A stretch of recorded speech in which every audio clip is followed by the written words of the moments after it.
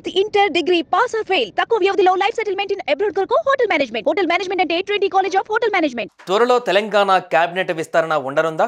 ఉంటే కొత్త మంత్రులు ఎవరు? 6 పదవులు ఖాళీగా ఉండగా వాటన్నిటినీ భర్తీ చేస్తారా, లేదంటే నలుగురికి మాత్రమే ఛాన్స్ ఇస్తారా? రేసులో చాలా మంది ఉన్నా కొంతమంది పేర్లు మాత్రం బలంగా వినిపిస్తున్నాయి. జూలై మొదటి వారంలో మంత్రివర్గ విస్తరణ ఉంటుందని ప్రచారం జరుగుతున్న వేళ ఎవరికి మంత్రి పదవి దక్కనుంది? సీఎం రేవంత్ రెడ్డి కేబినెట్లో బెర్త్ ఎవరికి దక్కనుంది?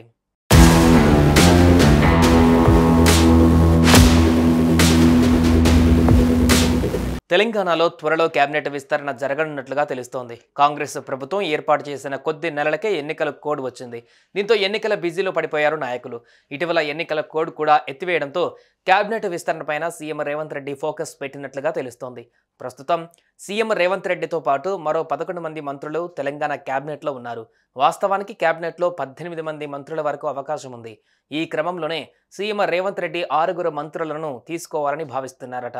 6 మంత్రులను నియమించేందుకు ఏఐసీసీ, పీసీసీ స్థాయిలలో కసరత్తు చేస్తున్నట్లు పార్టీ వర్గాల సమాచారం. ఈ నెల చివరి వరకు లేదా జూలై మొదటి వారంలో కేబినెట్ విస్తరణ ఉండబోతున్నట్లుగా తెలుస్తోంది.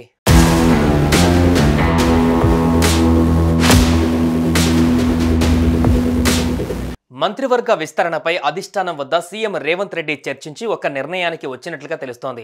6 మంత్రులను విస్తరణలో భర్తీ చేయాల్సి ఉంది. మంత్రి పదవులు ఆశిస్తున్న ఎమ్మెల్యేల సంఖ్య మాత్రం చాలా ఉంది. కానీ 6 మంత్రి పదవులలో 2 రెడ్డి సామాజిక వర్గానికి, 2 బీసీలకు, 1 లంబాడీకి, మరొకటి మైనార్టీకి ఇచ్చే అవకాశాలు ఉన్నట్లు పీసీసీ వర్గాలు చెబుతున్నాయి. కీలకమైన హోంశాఖను బోధని ఎమ్మెల్యే పి సుదర్శన్ రెడ్డికి ఇవ్వాలని సీఎం రేవంత్ రెడ్డి యోచిస్తున్నట్లుగా తెలుస్తోంది.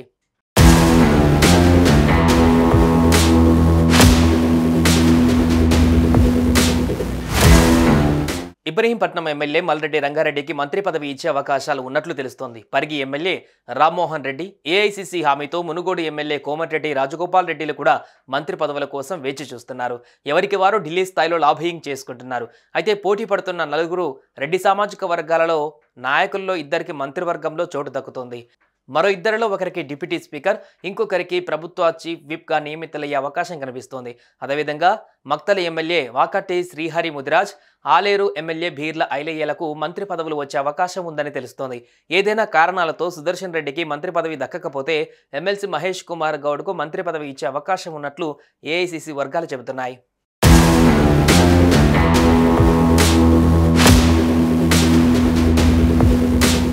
ఉమ్మడి రంగారెడ్డి, హైదరాబాద్ జిల్లాల నుంచి ప్రస్తుతం ఎవరికి మంత్రి పదవి దక్కలేదు. ఈ నేపథ్యంలో ఈ జిల్లాల నుంచి ఒకరికి ఛాన్స్ ఇవ్వాలని భావిస్తున్నారు. ఇబ్రహీంపట్నం ఎమ్మెల్యే మల్రెడ్డి రంగారెడ్డితో పాటు బీఆర్ఎస్ నుంచి కాంగ్రెస్ గూటిలో చేరిన ఖైరతాబాద్ ఎమ్మెల్యే దానం నాగేందర్ పేరు బలంగా వినిపిస్తోంది. 2లో ఒకరికి ఛాన్స్ ఇవ్వనున్నారు. ఇక మైనార్టీ కోటాలో ఎవరికి మంత్రి పదవి దక్కలేదు. ఈ నేపథ్యంలో హైదరాబాద్ నుంచి ఓ మైనార్టీ నాయకుడికి మంత్రిగా అవకాశం కల్పించాలని పార్టీ భావిస్తున్నట్లు తెలుస్తోంది. ఇక మొత్తంగా ప్రస్తుతం 4 మంత్రివర్గంలోకి తీసుకొని మరో 2కి తర్వాత ఛాన్స్ ఇవ్వాలని రేవంత్ యోచిస్తున్నట్లుగా తెలుస్తోంది. ఉమ్మడి నిజామాబాద్ జిల్లాలో కీలకమైన నేత పోచారం శ్రీనివాసరెడ్డి ప్రస్తుతం ఆయన బాన్సువాడ ఎమ్మెల్యేగా ఉన్నారు. ఇటీవల బీఆర్ఎస్ను వీడి కాంగ్రెస్ గూటిలో చేరారు. సీఎం రేవంత్ రెడ్డి స్వయంగా పోచారం ఇంటికి వెళ్లి కాంగ్రెస్లో చేర్చుకున్నారు.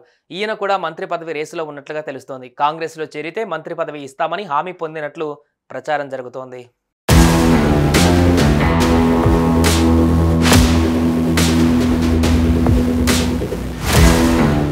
ప్రస్తుతం కీలక శాఖ హోంతో పాటు municipal administration, urban development, general administration, విద్యా వంటి కీలక శాఖలు సీఎం రేవంత్ రెడ్డి వద్ద ఉన్నాయి.